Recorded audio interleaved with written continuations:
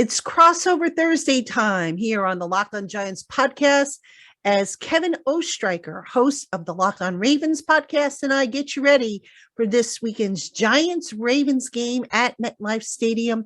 That's coming your way next.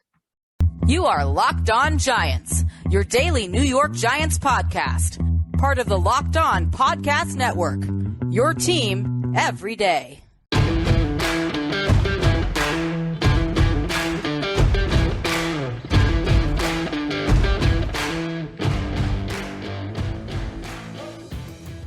Welcome into a crossover Thursday between both LockedOn Ravens and LockedOn Giants. I'm Kevin Oestreicher of LockedOn Ravens. Here with me is Patricia Traina of LockedOn Giants. Thank you so much for making both LockedOn Ravens and LockedOn Giants your first listen of the day here. We're free and available on all platforms, including on YouTube. And today's episode of both LockedOn Ravens and LockedOn Giants is presented by Prize Picks. Prize Picks is daily fantasy made easy. Pick 2 to 5 players, and if they score more or less in their Prize Picks projection, you can win up to 10 times your money on your entry. First-time users can receive a 100% instant deposit match up to $100 with promo code LOCKEDON. That's prizepicks.com, promo code LOCKEDON. And Patricia, I am excited for this matchup. You have the 4-1 Giants, 3-2 Ravens. This is a matchup that I think is going to be a good one and closer than some people anticipate. Yeah, it's the Wink Martin revenge game. I mean, Wink's probably going to downplay it. He's probably, going to say, it's just another game, just another, opponent to get ready for. But Wink knows that offense, having practiced against them for a number of years. Also, I don't know if the reports are true. I know the Ravens officially said that it was a mutual parting of ways, but some people say it was more of a firing. So if it was a firing, I have to think Wink's going to be a little bit more amped up than maybe usually. Right. It's the chess match between Greg Roman and Don Martindale that so many people in Baltimore have anticipated for a while. Which one of the coordinators is going to get the better of the other one? But Patricia, Don Martindale's been doing a pretty good job over there in New York so far. I think many people are happy with what he's been able to do through these first 5 weeks. I mean, that's a major storyline for multiple reasons. You mentioned the revenge factor, but how the Giants performing on defense, I think, makes it even more of a storyline because of the stuff he's gotten out of his players. I mean, what has he done so far with that Giants defense that has you so impressed? He has run a different type of defense for every opponent. So you're not seeing the same thing week in and week out. And what's also pretty impressive is that defense has had some injuries. And we're talking the key spots. They're down one of their cornerbacks, their starting cornerbacks, Aaron Robinson, is on IR. Azeez Ojulari was missing last week. They've been missing Leonard Williams now for a couple weeks. But yet somehow, some way, Wink figures out a way to, get the guys, the next man up, if you will, to play at the level he needs them to. And he adjusts. And I tell you, having sat through how many years of bad football where I just kept saying, God, I wish we had coaching. We've got it now here in Giants country. And I'm thrilled. I'm absolutely thrilled with the creativity, just how he's putting guys in the right position to do things to their strengths. And boy, has it made a difference. And I think we're talking about this Giants team, Patricia, looking at the actual defensive stats. While their rush defense, net yards per attempt, hasn't been spectacular, they have a top 10 pass defense right now. And I think it's really working for them to be able to put out different personnel looks, different packages. And Don Martindale is one of the brightest football minds that you can have. And I think his combination with Brian Daboll and that coaching staff is incredible. But I think when you're talking about storylines, I mentioned the run defense for the Giants. Well, the run defense for the Ravens hasn't been necessarily particularly great this year. Either the Giants are 27th, the Ravens are 26th right now. Saquon Barkley has been a player that I know we have talked about, you and I, on Locked On NFL. I want to take that over here to our crossover because he's a player that I will say I proudly invested plenty of fantasy stock in, and that has been paying off for me so far. But this does seem like Saquon Barkley is back. And for me, the storyline for the Ravens is, look, you know what Saquon Barkley can do. Make someone else beat you for the Ravens. Yeah, Saquon Barkley, what a godsend he's been. Now, yesterday on my show, I had Eli Manning on, and I asked him about Saquon and what he does for an offense and how he helps the quarterback out. besides the obvious, now we take some of the onus off of the quarterback having to throw, 100 times a game or so it seems. But Saquon, he can draw safeties down, which opens up one-on-one opportunities. It opens up play action, and it actually helps the offensive line because now the quarterback can do a little bit more. He can get rid of the ball faster. And you see it in the Giants offense. You see Daniel Jones, more play action. You don't see him getting pressured as much now that they're getting, the tight ends involved and Barkley involved. And it just makes for such a big difference. And plus, Saquon, you get him into space and he's got that explosiveness and that vision is back. He looks like the guy they drafted in 2018 when he won Rookie of the Year, Offensive Rookie of the Year, and had over 2,000 all-purpose yards. So really a big, big key to this offense and a major building block for this team moving forward. Yeah, and they have the fourth best rushing offense in net yards per attempt this year. And Saquon Barkley, obviously a huge, massive part of that. But Patricia, on the other side of that, the Giants have the 32nd ranked pass offense in terms of net yards per attempt. Now, I think Daniel Jones has looked a lot better than he did over the first couple of years of his career. And I think he has been a part of why the Giants are 4-1 right now. You have a quarterback battle here between Lamar Jackson and Daniel Jones. But I mean, the passing offense, Patricia, what have you seen out of that so far? Yeah, the passing offense, the receivers have been kind of a disappointment. They thought they were going to get Kenny Golladay to rebound, and he just hasn't. Sterling Shepard is done for the year with a torn ACL, which is unfortunate. Kadarius Toney can't get on the field to save his life, it seems. Wan'Dale Robinson has been sidelined with a knee injury. So they've had to go to guys like Richie James, David Sills, Darius Slayton, not guys that I think a lot of people, if they were drafting for fantasy football, would put on, as their wide receiver one. These guys have been getting the job done when called upon, but really, the Giants, they've had to improvise. So they've gotten their tight ends more involved in this offense. Matter of fact, I think Daniel has 3 passing touchdowns, I think it is. I think it's 3. Might be a little bit more, but I know the tight ends have the bulk of the passing touchdowns or receiving touchdowns, I should say. So yeah, they've had to work around that, and definitely going to be a need for the Giants next year. But Daniel Jones, I think against the Packers, I think that was the first week he threw for over 200 yards, which is kind of wild if you think about it. Right, and the Ravens secondary, I think, has found a groove recently. They held Josh Allen to 213 yards passing, Joe Burrow the next week to 217 yards passing. Those are two high-powered offenses. So my thing for the Ravens, again, is if Daniel Jones beats you, Daniel Jones beats you, but just don't let it be Saquon because we know what Saquon can do. And the Ravens, on the other hand, Patricia, they've been a passing offense this year. Lamar Jackson still leads the league in touchdown percentage. He's been very efficient with the way that he throws the football, but the Ravens are trying to push the ball down the field a little bit. And they are a top 11 pass offense in net yards per attempt, but on the ground, they are a top 3 rushing offense. And a lot of that does have to do with Lamar Jackson. Lamar Jackson is this offense. And with the Ravens dealing with a couple injuries at the wideout position, Rashad Bateman didn't practice on Wednesday, so unclear whether he'll suit up, but everybody moves up a rung on that ladder. And so Devin Duvernay becomes your wide receiver one. Obviously, Mark Andrews is the number 1 pass catcher in that offense. And I think if you're the Giants, you want to key on him. And much like I was saying, make someone else beat you but Mark Andrews. But with Lamar Jackson, it's a matter of being able to contain him. And Patricia, I think a big storyline is being able to contain these star players in Lamar Jackson and for New York, Saquon Barkley.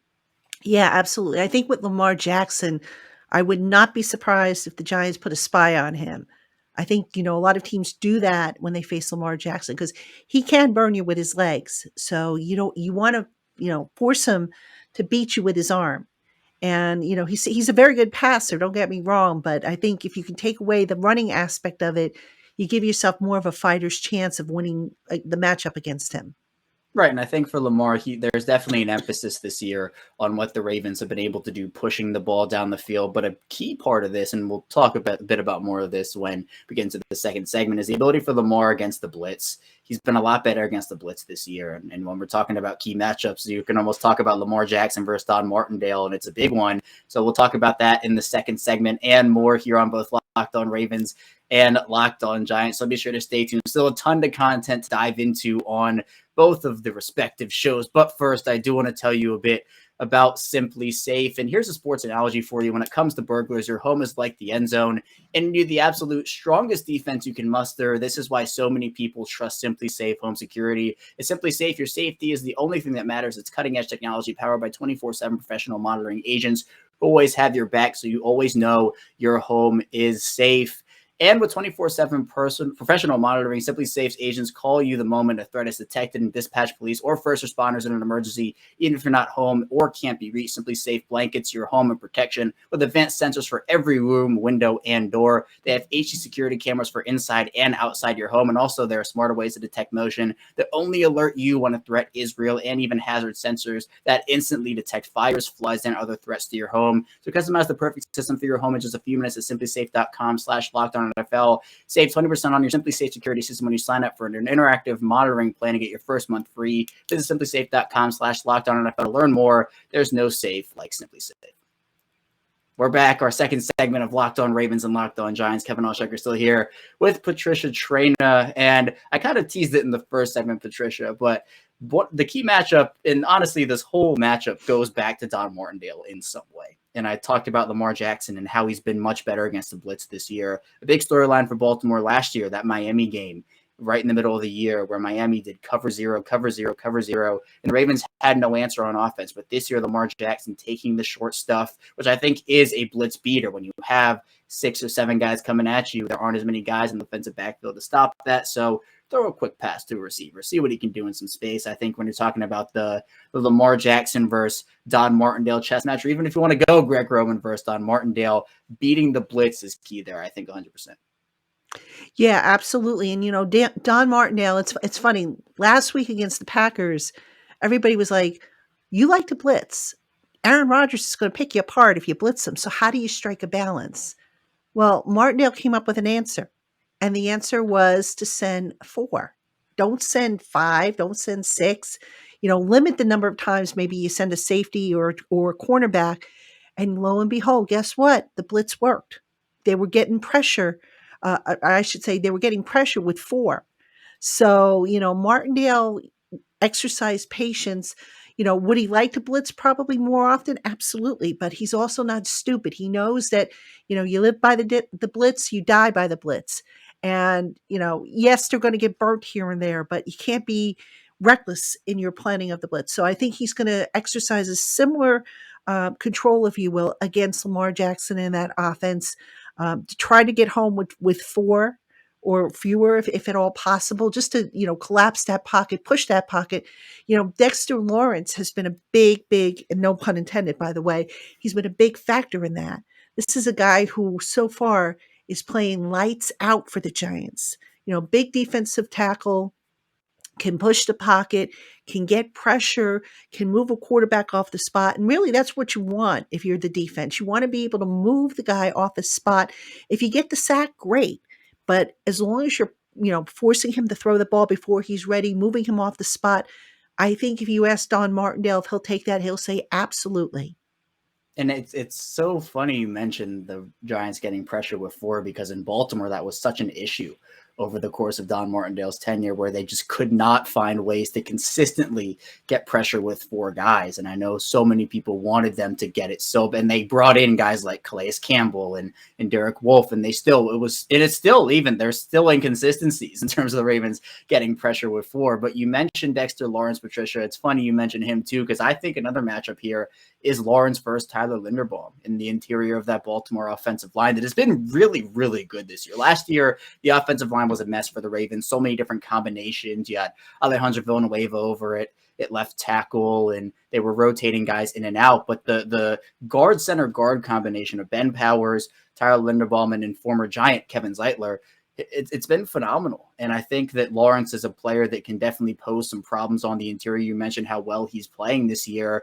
For me, it all starts up front for an offense. I always say, regardless of how good your quarterback, your running back, wide receivers, tight ends are, if you can't protect those guys, if you can't generate any blocking, both in run or pass protection, defensive linemen are going to get into that backfield. And I think Dexter Lawrence has the potential to, get into that backfield a little bit if you're the Giants. But the Ravens offensive line might have something to say about that. Yeah, but don't forget, the Giants might have Leo Williams back. Now, if they get Leonard Williams back, I suspect he'll be on a pitch count. He's coming off of that sprained MCL, but you team him up with Dexter Lawrence. As good as Dexter Lawrence has been solo, Leonard Williams, you throw him into the mix, and I hope the Ravens offensive lineman gets some sleep the night before, because those two are going to be a load to handle. The Giants, they've been able to push the pocket. They've been able to get pressure. The sacks aren't there, in droves yet, but they say sacks come in bunches. So again, if they can just move the quarterback off the spot, force some of the throws to come out of the hand early, much like they did last week against, Aaron Rodgers. They were forcing him to throw before he was ready. They were frustrating him a little bit. So I think if the Giants can do that, and I'm sure Wink is going to throw some, stunts and twists in there, because this is what he does. Likes to create confusion. Sometimes you see that amoeba defense, which I'm sure you've seen from when he was with Baltimore, where guys are just standing around and you don't know, are four coming or three coming or how many are dropping back. So Wink likes to do that, and he likes to play games, and it's just a chess match, and it's going to be very interesting to see how he attacks that Ravens offensive line. Yeah, and I think the familiarity of what the Ravens organization has with Don Martindale, the familiarity he has with the Ravens organization, that's what intrigues me so much, because like, which one of those is going to win out? How much have both teams changed? Obviously, this is not the Don Martindale of 2020, 2021, or 2021, 2022. This is a different Don Martindale, but it's also a different Ravens offense, a different Ravens defense. So it's funny to think about. But Patricia, I want you to kind of go in the mind of Don Martindale. I talked about Mark Andrews. If you're the Giants, who do you think matches up on that defense? And I think they're obviously going to try to maybe put more than just one body on Mark Andrews at certain points in this game. But are there any players on the Giants that stick out to you as saying, hey, this guy could really be effective against Mark Andrews and trying to slow him down?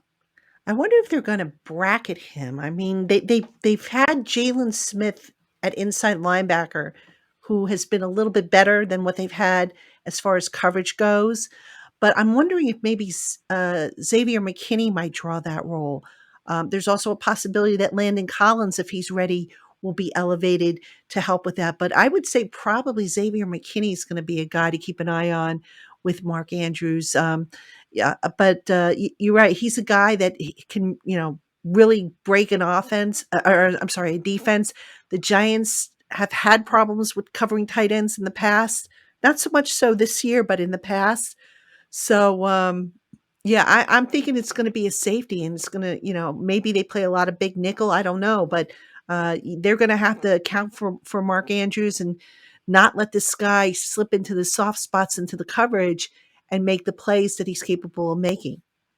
Yeah, and I think when Mark Andrews does have those matchups where the defense is double cover, triple cover, which is very often, by the way, the defenses try everything they can to try to slow him down. I mentioned with the potential Rashad Bateman absence in this game, everybody moves up, and Devin Duvernay being that number one guy, it's going to be key for him to continue his trend, which is he is everything I think the Ravens imagined when they decided to trade away Marquise Brown, not really address the position. Bateman is someone who does make an impact, but Duvernay has been a player that we see the growth from him. And so being able to go up against that Giants secondary, which has been pretty good this year. The Giants secondary has impressed. I think being able to find other contributors, can DeMarcus Robinson step up, James Prochet, guys like Tylan Wallace going up against those corners and safeties of the Giants. I think that's a key matchup to watch, because this Ravens offense has turned into, I think, more of a passing offense this year, and they've seen success with it. But I think with maybe the lack of Bateman,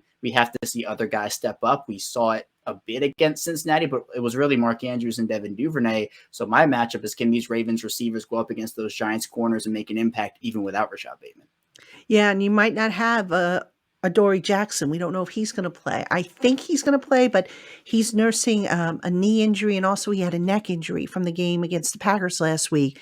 So Adoree Jackson is their number one cornerback now. With him, when he went out of the game, and of course I mentioned earlier Aaron Robinson's on IR, the other starting cornerback, the Giants went with a combination of Justin Lane and Nick McLeod. Nick McLeod coming back from a hamstring strain.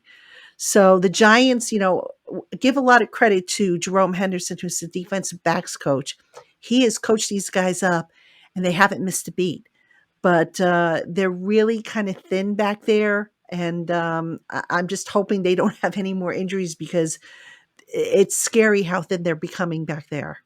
Yeah, and it's almost the same thing with the Ravens wide receivers, where now a conversation has been sparked, multiple conversations about should the Ravens go out there and acquire DJ Moore or Robbie Anderson from Carolina, just because if Devin Duvernay goes down and Bateman's already down, what do you have there? Guys have to keep moving up the ladder, and so with Bateman and Duvernay, you're kind of right there. But the injury situation, as we now know, Bateman left the game in a boot after week 4, missed week 5, week 6. He didn't practice on Wednesday, so we'll see. So I think a DJ Moore could be a worthwhile investment. Obviously, DJ Moore, if he was acquired by Baltimore, wouldn't be playing in this one by any stretch of the imagination. But I think, Patricia, to round out the matchups, I think pass rush for Baltimore is super big going up against the Giants' offensive line. You have Andrew Thomas on that line, a couple other key guys as well. For the Ravens, their sack numbers have been, I'll say, inconsistent. They haven't gone above 3 sacks in a game this year. They've had 3 sacks in a game, then 1 sack, then 3 sacks, then 1. So it's very up and down for them.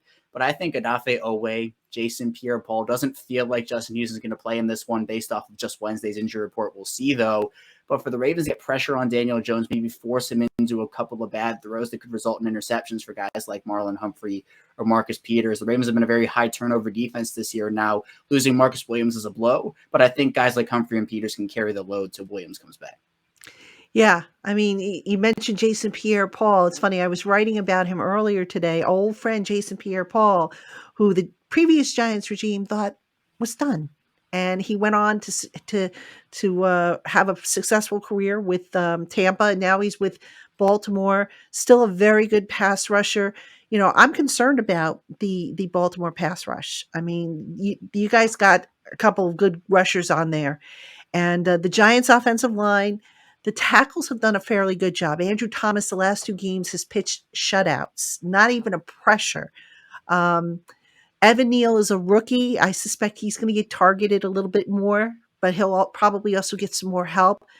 The interior of the Giants' offensive line, I got to admit, I'm still a little queasy about it because, sometimes most times they hold up, but, if anything's going to break down, it's going to be that interior.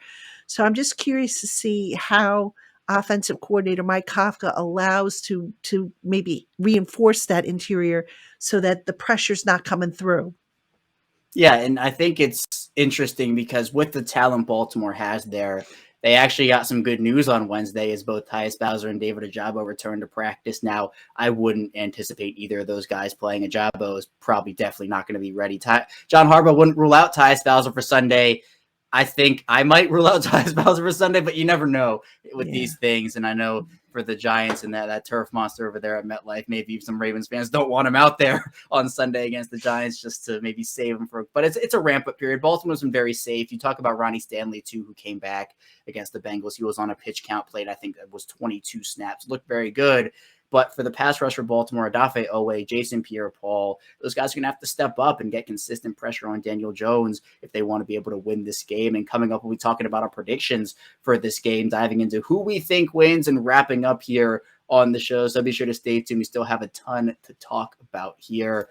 But first, I do want to tell you a bit about Prize Picks, and fantasy has been a huge part of my life, and I do have many Saquon Barkley shares, which I'm very excited about this year. But going up against the Baltimore defense, we'll see how he performs in this game. But if you want to do something a little bit different here, daily fantasy, you have Prize Picks, and there are a ton of things that you love about Prize Picks, including multiple current entries you can have. Also, the format is super easy to navigate and play, and how it works is you can pick 2 to 5 players, and if they'll go score more or less in their Prize Picks projection, you're going up to 10 times your money on any entry. There's no competing against other people. It's just you versus projections available. Prize Picks offers projections on any sport that you watch, including the NFL, the NBA. You have MLB, NHL, PGA, college football, college basketball, and more. Entries can be made in 60 seconds or less. It's that easy. You have safe and fast withdrawals. They're currently operational in over 30 states and Canada as well. So download the Prize Picks app, go to prizepicks.com to sign up and play daily fantasy sports. First-time users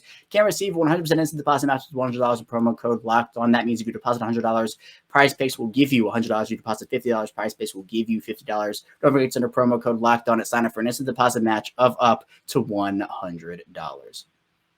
We're back here, our final segment of both LockedOn Ravens and LockedOn Giants. Kevin Oestreicher of LockedOn Ravens still talking with Patricia Traina of LockedOn Giants. And thank you so much again for making both LockedOn Ravens and LockedOn Giants your first listen of the day. Be sure to make your second listen the Peacock and Williamson NFL show. Brian Peacock and former NFL scout Matt Williamson give you the expert analysis in less than 30 minutes. It's free and available wherever you get your podcasts. Patricia, though, it's prediction time here on the show, and we're going to get into it. I think, again, we talked about it at the top of the show. It's a game that I think is going to be a lot closer than people anticipate. Even if you talked about before the year Ravens Giants, people were thinking, oh, this is going to be an easy Ravens win. I don't think it's that anymore. I'll give my predictions after you give yours, but how do you think this one goes?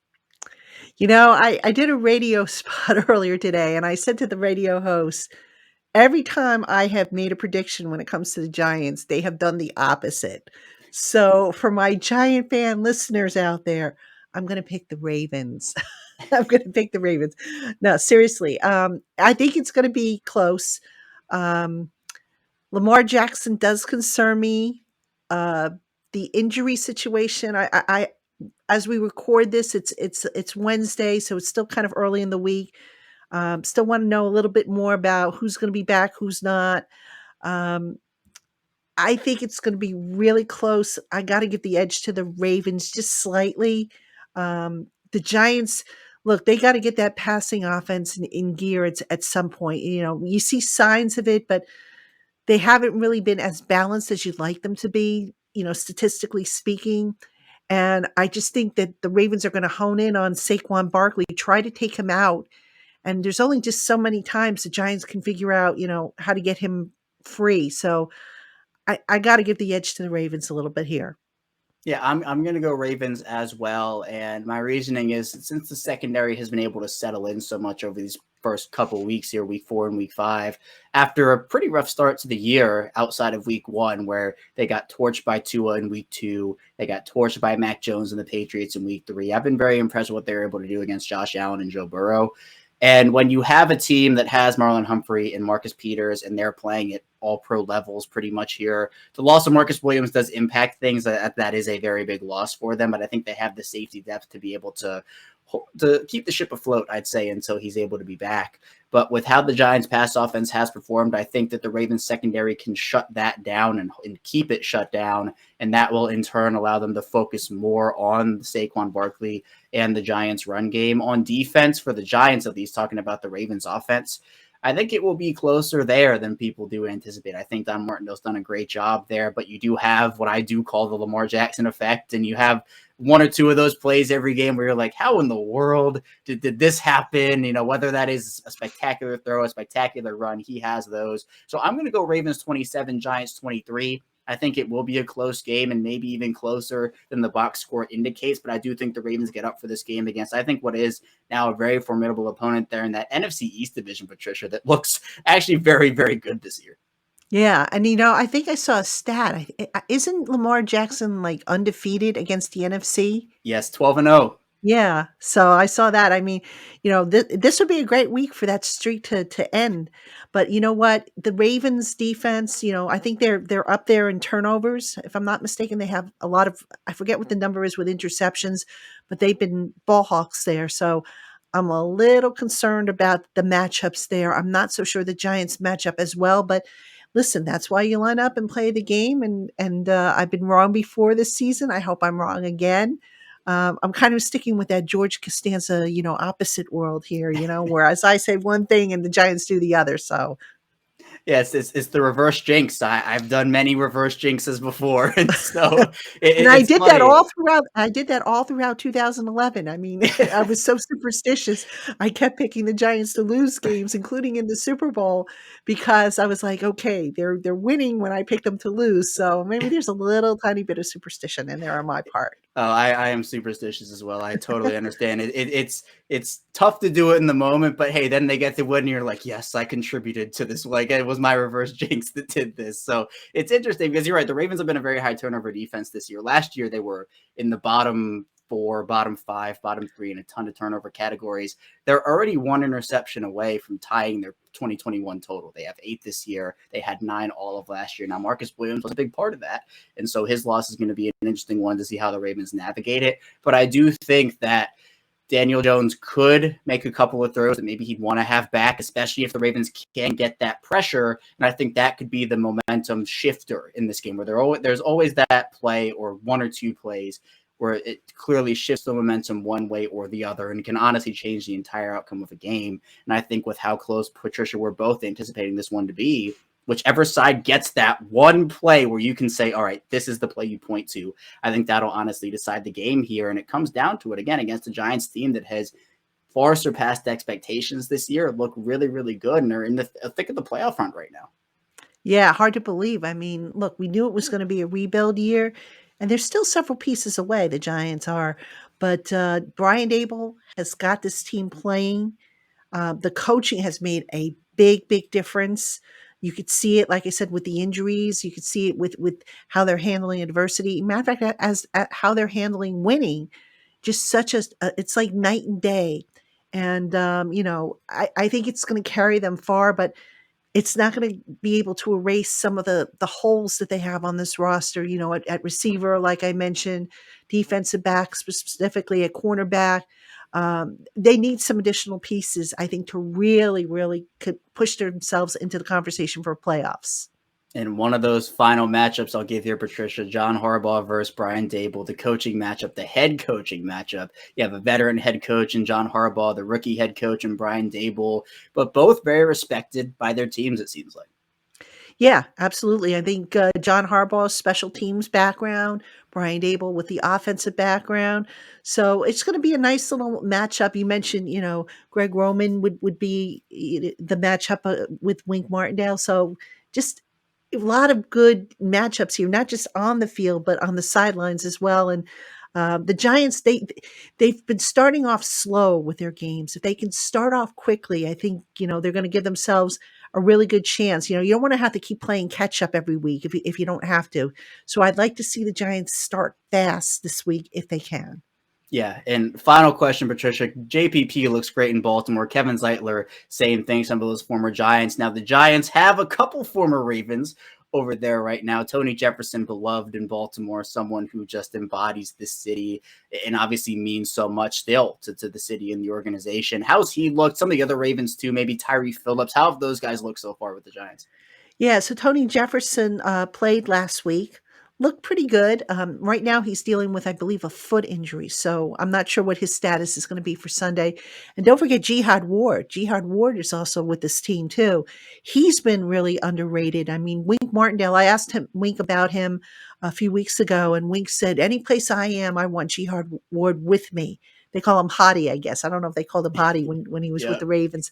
But they absolutely love him, and he's been a Johnny on the spot with the injuries, first to Kayvon Thibodeau and now with Azeez Ojulari, and really just as as a third pass rusher, and as a run stopper, Jihad Ward has been a nice addition to this team. Tyree Phillips, they haven't really gotten into the action yet.